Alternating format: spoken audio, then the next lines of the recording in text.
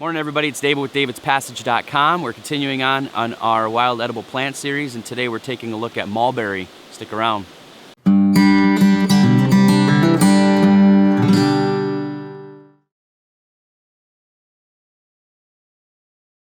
So why would I do a video on mulberry? You're thinking, everybody knows what mulberry looks like. Well, not so much. I remember when I was a kid, my folks would say, don't eat those berries, they're probably poisonous.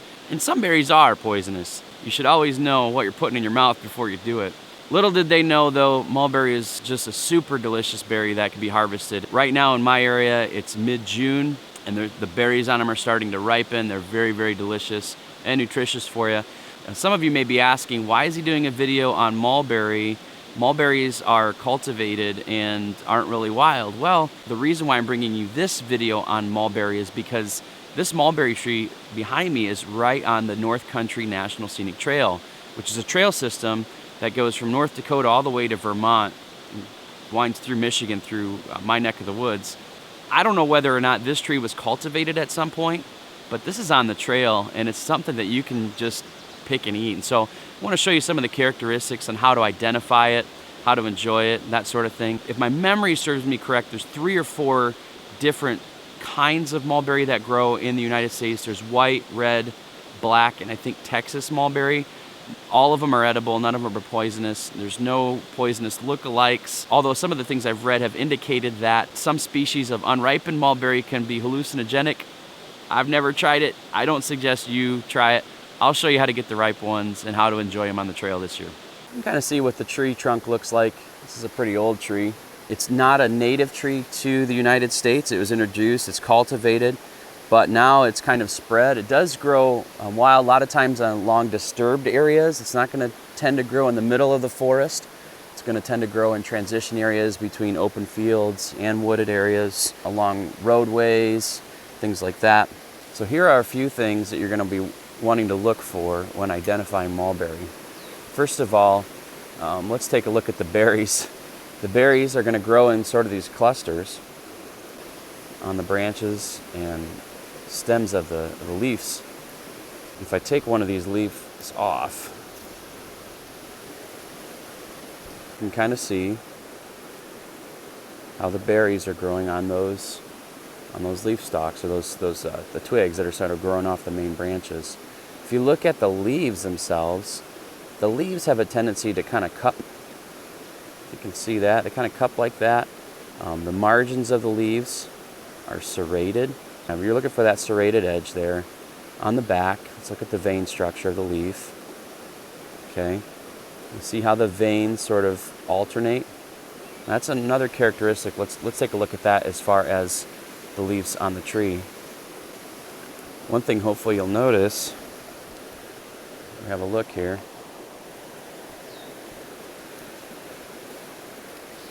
is all of these leaves grow alternating on the stalk. Okay, they're growing alternating on the stalk of these branches. So you've got a leaf cluster here, then on the other side up a little bit, you've got another leaf cluster there. On the other side up a little bit, you've got another branch of leaves coming off there, and so on and so forth. So what'll happen is these berries, these pink and white berries, will actually ripen up, and they're going to turn a dark, dark purple.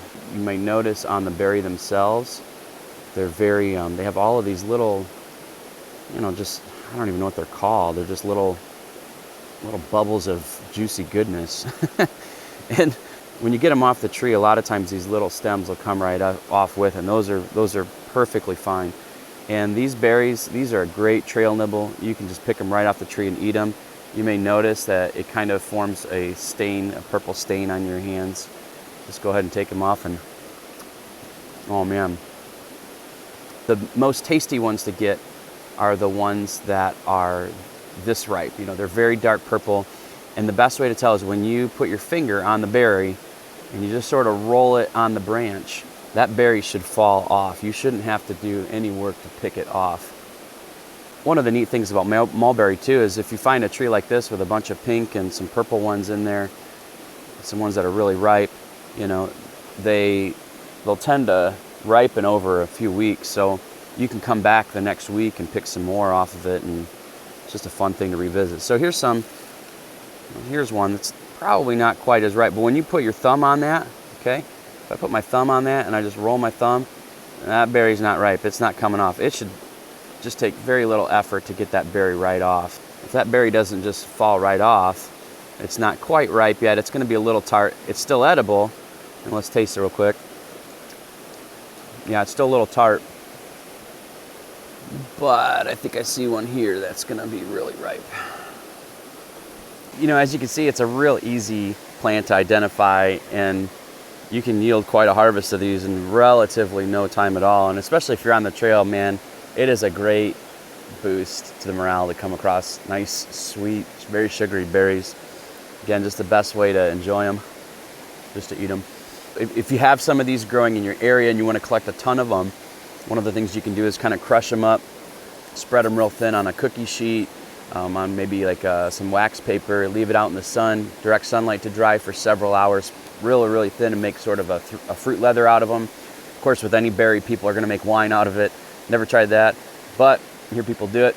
You can also use it in pies. You can make jellies out of it. There's all kinds of stuff that you can do with mulberry. Anyways, that was kind of a quick one because I know probably a lot of you already know how to identify mulberry, but be looking out for it on the trail, especially in June, July, if you live in Michigan, and go get yourself some mulberries. I'm getting ready to make some pancakes, so I'm gonna put some of these on there.